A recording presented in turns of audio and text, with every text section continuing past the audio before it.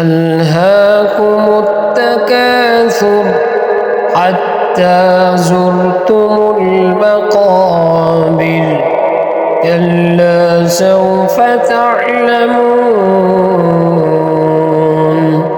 ثم كلا سوف تعلمون كلا لو تعلمون علم اليقين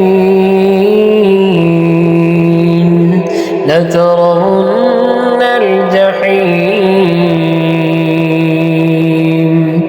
ثم لترونها عين اليقين ثم لتسألن يومئذ عن النعيم. فذكر إنما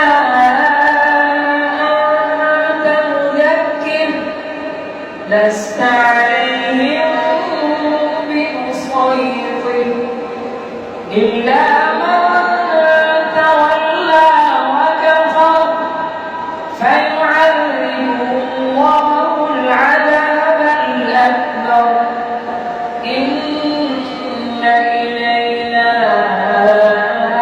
إيابهم ثم إن علينا حسابهم. لقد كان في يوسف وإخوته آيات للسائلين إذ قالوا ليوسف وأخوه أحب إلى أبينا منا ونحن عصبة إن أبانا لفي ضلال مبين اقتلوا يوسف أو اطرحوه أرضا يخل لكم وجه أبيكم وتكونوا من بعده قوما صالحين. ألف لام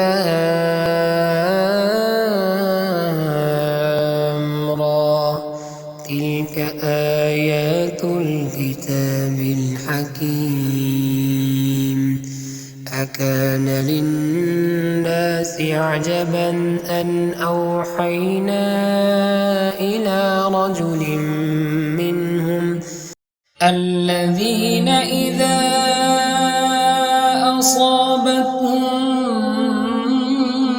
مصيبة قالوا إنا لله وإنا إليه راجعون أولئك